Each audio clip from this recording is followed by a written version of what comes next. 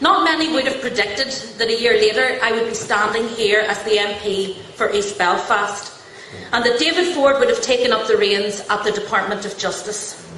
I say not many, because if you read David Ford's speech from last year, you'll see that he did.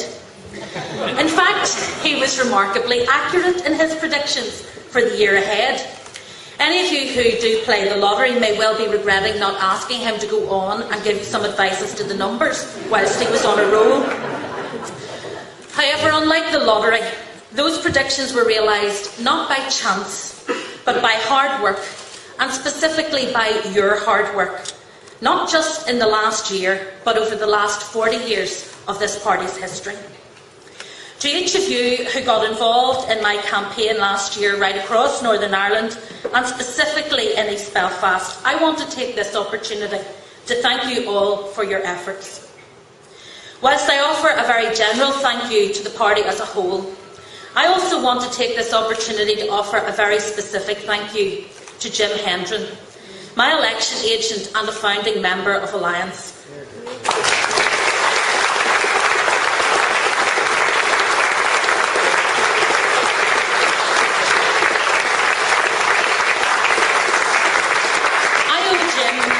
I owe Jim a huge debt of gratitude, not only for the work he did as my agent last year, but also for the commitment and the dedication he has shown to this party and to East Belfast every year for the past 40 years.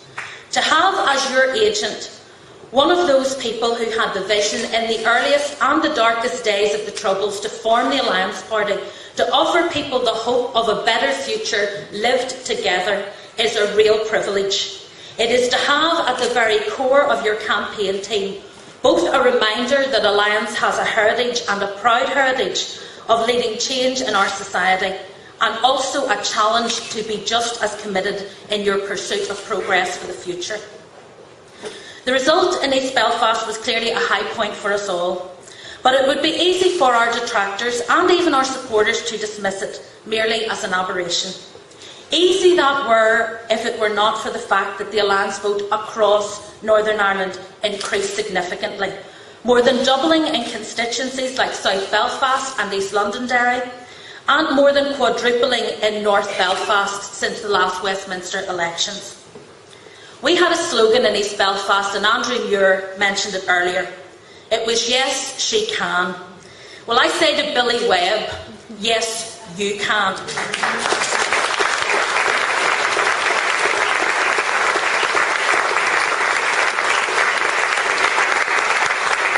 Local factors can never be dismissed in any election, but Alliance growth was more than just local. This was about people across Northern Ireland who are weary of negativity, of buck passing and the blame game. People who don't just want to see change, but want to be changed. People who are recognising in increasing numbers that voting Alliance and joining Alliance are good ways to give substance to that desire for a different kind of future and a different kind of politics. They know that voting Alliance works.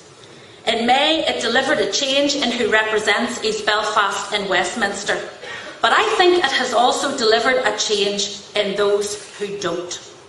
Does anyone really think that the DUP would be making positive noises about integrated education and a shared future if they had retained their seat in East Belfast? The people of East Belfast led the way in May, and now others are following them. That is good news, because I have confidence in this party, in our principles, in our vision and in our commitment to keep driving change forward and deliver on our promises. And that's what I want to talk about when I get the opportunity, because I want other people to share my confidence. I want other people to follow where we lead. Delivering on promises for me started with standing down from the Assembly to focus full time on Westminster, as I said I would during the campaign. Knowing that I was to be replaced by Chris Little, who had served the people of East Belfast for 3 years as my constituency assistant, and before that in a range of voluntary roles, meant that I could have confidence that East Belfast would continue to be represented by someone with a genuine heart for the people of the area and a real commitment to a shared future.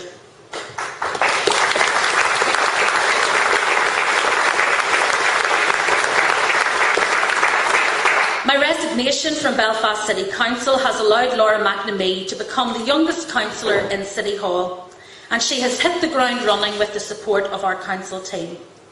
I know from working with her that she has the ability and the initiative, however, to stand out for much more than just her youth.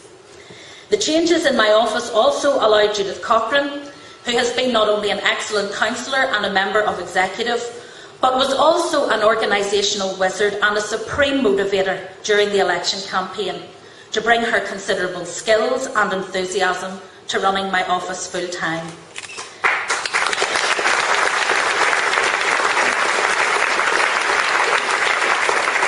I know that Judith won't be offended when I say that I hope her time as my employee is very brief, because I want to see her elected to the Assembly with Chris as part of a growing team of Alliance representatives from across Northern Ireland in May.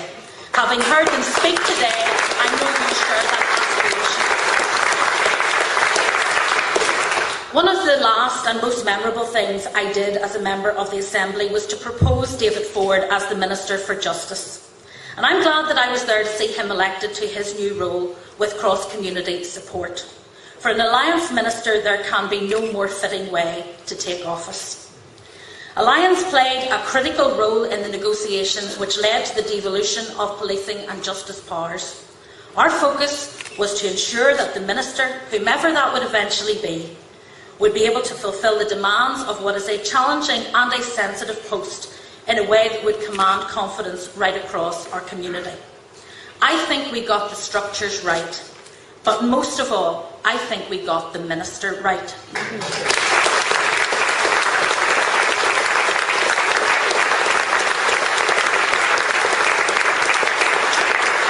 Conference, being a minister, particularly in the current economic climate, is not easy. The path which the current UK government has chosen to reduce the deficit is that of implementing cuts which, both in their depth and their speed, will bring with them considerable pain and hardship. And it is right that we should continue to press for change to that plan in Westminster. However, despite the arguments which have been made against the current approach, it is clear that the government, for the meantime, remains determined and the block grant is fixed. That means that difficult choices will have to be made, and some of those decisions will inevitably be unpopular. But being a minister is not a fair-weather job. Creating an impression at this stage that cuts can be avoided is not just delusional, it is dangerous. Refusing to face reality or causing delay by avoiding hard choices is doing the public a disservice and denying them the chance to properly examine budget proposals and challenge any weaknesses. Unfortunately, uncertainty is the worst option. I think that the vast majority of people in Northern Ireland already know the reality. They know that Stormont ministers cannot avoid making cuts, but they rightly expect them to ensure that those cuts are considered, that they are fair, that they do all that they can to protect the most vulnerable, and that they deliver the best possible outcomes for society on the resources available. Yes, these are challenging times. They are times that require not brinkmanship or one-upmanship, but leadership.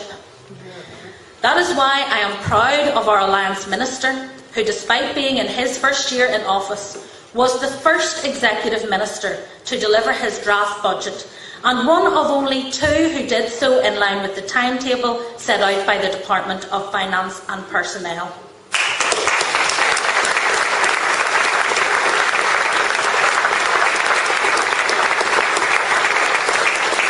You know and I know that David does not want to make cuts any more than any other minister, but he recognises that it is his responsibility to balance his budget, and rather than engaging in empty rhetoric and political posturing, he has stepped up and he has done his job.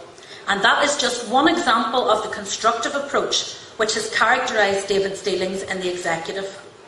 Having an Alliance Minister has not just made a difference to the party, but I believe that it has made a difference to how that department approaches things. David's immediate response to an interface problem was to invest in building relationships between people rather than barriers. That shows the real difference that having an Alliance Minister can make.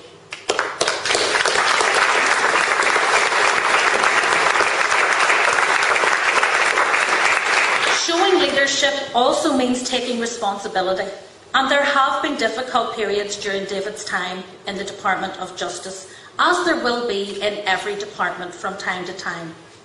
But I'm proud of an Alliance Minister who is willing to lead from the front, not only when it's easy, but when it is difficult, and is willing to be open and frank with the public about what went wrong, and, just as importantly, about how he intends to fix it.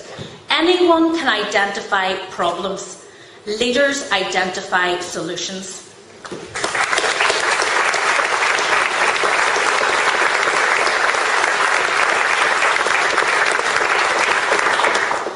Liam Clark wrote yesterday that after the year we've had with David's election as Justice Minister and my election to Westminster, today may become more party than conference. Well, of course we have many reasons to celebrate, but today for me is definitely more conference than party, because our focus is on the future of the Alliance Party and, above all, the future of Northern Ireland. 2010 was a remarkable year for Alliance, a year of real achievement. But 2011 is a new year, one full of fresh opportunities, not just for this party but for the people we represent. However, between opportunity and reality lies a lot more hard work. If 2011 is to deliver everything that it promises, we need to be ready to make bold decisions, to take risks, to make sacrifices, to not just see the opportunities, but to seize them. And above all, to focus on the next achievement and not on the last. 2010 was a great year. It has given us a strong foundation on which to build the future, a shared future. More members, more councillors, more assembly members will mean more opportunities to make progress on building the peaceful, prosperous and united community which we all want to see realised.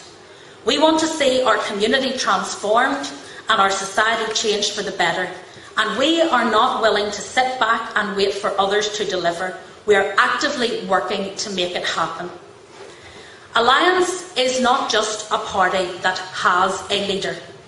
It is a party that was founded by leaders, and a party that continues to and is eager to attract leaders. People who want to be at the forefront of transforming their neighbourhoods, their schools, their workplaces and our society. People who want to be participants, not passengers, on the journey towards a united community. People who know that Northern Ireland needs change and who want to take responsibility for delivering it. People who form opinion rather than follow it.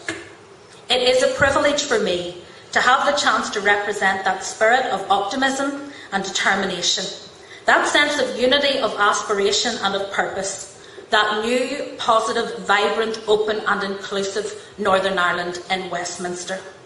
It is a privilege to represent Alliance. And it is a privilege for me to welcome onto the stage the person who leads us as we lead change in Northern Ireland, the Alliance Party leader, Mr. David Ford.